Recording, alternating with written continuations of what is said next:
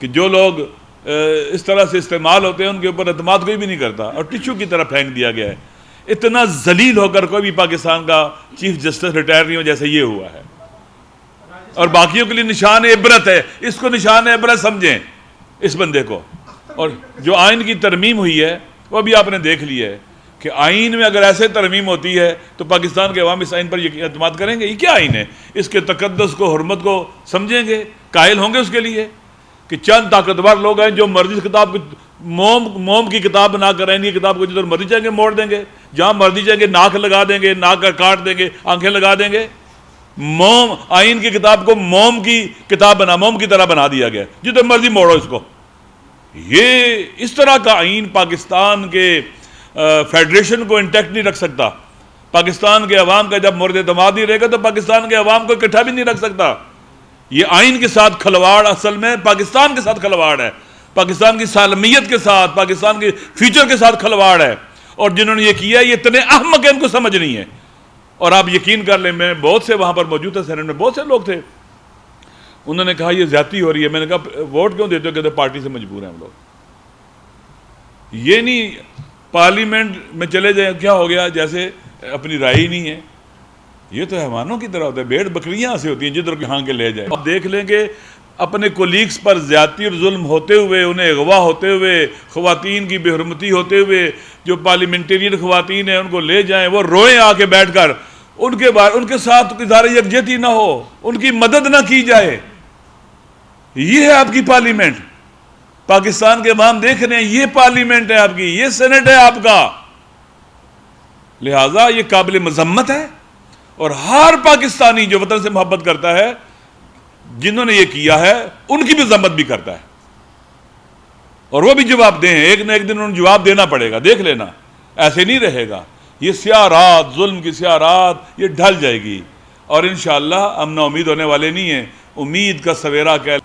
اختر مینگل کے ساتھ آپ کھڑے ہوئے پریس کانفرنس کی تھی میڈیا سے، اور وہ سینیٹر صاحب جو آپ کے سامنے کہہ رہے تھے کہ میں بیمار تھا، ڈائلیسس ہوئے، بعد میں باہر نکلے تو فوراً اپنی بات سے مکر دیا. کویسچن دے رہے تھے. جی ہاں.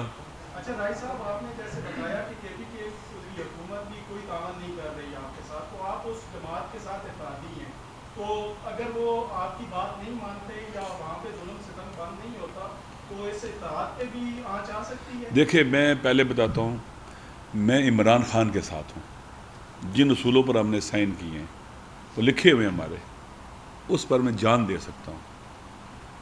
باقی ان لوگوں کا مسئلہ عمران خان سے الگ تھلگ ہے. ہم ان کو اس طرح سے ہینڈل کریں گے اور اس طرح سے ان کے ساتھ معاملات کریں گے اور بات چیت کریں گے. یہ ہمارے لیے عمران خان نہیں ہے. جی میں نے اس وقت جب بات کی تھی تو انہوں نے کہا تھا کہ عمر ایوب صاحب بیٹھے ہوئے تھے کہ میں نے کہا تھا اس وقت جنگ نہیں شروع ہوئی تھی، ہونے والی تھی. میں نے کہا ڈی سی اگر چینج ہو جائے، ڈی سی اتنا پاورفل نہیں ہے، یہ اگر چینج ہو جائے اور مضبوط ڈی سی آ جائے تو اسے جو ہے وہ چیزیں کنٹرول ہو جائیں گی اور ہم چیزوں کو بہتر کر لیں گے. لیکن ڈی سی کو پھر چینج نہیں کیا گیا، درست ہے. اور یہی سے وہ چیزیں شروع ہوتی ہیں. اس کا مطلب یہ ہے کہ وزیر اعلیٰ صاحب کہتے ہیں جی کہ میرے پر دباؤ ہے، پریشر ہے، شاید مشکلات ہیں ان کے لیے، اس خطے کے اندر یہ بارڈر ایریا بھی ہوتا ہے تو مسائل ہیں.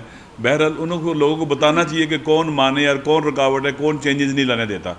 ان کو یہ بات کرنی چاہیے.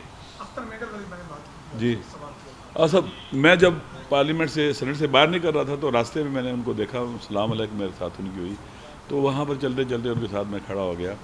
ان کی وہاں اندر کیا بات ہوئی مجھے نہیں پتہ، اور جب وہاں میرے سامنے تو اس نے یہی کہا تھا کہ میرے پر زیادتی ہوئی ہے. اب بعد میں پھر کیا ہوا وہ جانتے ہیں، اس کو خدا جانتا ہے. آپ کو پتہ ہے نا پاکستان صورتحال کیا ہے، لوگوں کے بچے ہیں، اولادیں ہیں، عورتیں ہیں، گھر باہر ہیں. تو یہ ہوتا ہے پاکستان میں تماشا. ایک انسان تھوڑا سا آزاد ہوتا ہے تو کچھ کہتا ہے، جب پریشر آتا ہے تو کچھ کہتا ہے. کمزور لوگ ہیں.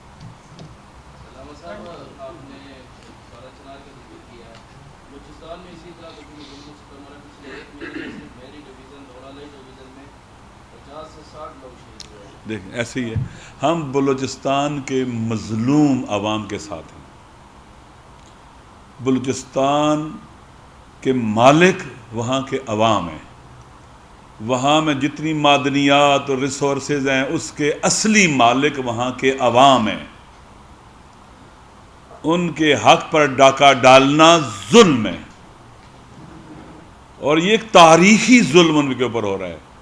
گیس وہاں سے نکلتی ہے سوئی سے، پورے پاکستان میں چلی جاتی ہے، وہاں کے لوگوں کو نہیں ملتی. وہاں کے لوگ پھر بھی تنور پر روٹیاں پکاتے ہیں، لکڑ جلاتے ہیں یا دوسری چیزیں. یہ ایک مافیا ہے جو پاکستان پر مسلط ہے، جس کا کام ہی لوگوں کو پریشان کرنا، ظلم کرنا، ڈاکے ڈالنا ہے. لہذا پورے پاکستان میں جی بی میں بھی اگر وہاں پر معدنیات اور ریسورسز ہیں، اس کے اصلی مالک وہاں کے عوام ہیں. کے پی کے میں جو معدنیات اور ریسورسز ہیں، وہاں کے اصلی مالک وہاں کے عوام ہیں. جنوبی پنجاب اور پنجاب میں جو زمینیں ہیں، اس کے اصلی مالک کون ہیں؟ عوام ہیں. لہذا عوام کے حق پر ڈاکہ ڈالنا ظلم و ستم ہے. لہذا واقعاً جب سے ہوش سنبھالا ہے بلوچستان کے اندر، عوام کے اوپر ظلم کی داستان نہیں سنی ہے. لوگوں کو الجھایا جاتا ہے، لڑایا جاتا ہے، گروہ بندیاں کی جاتی ہیں.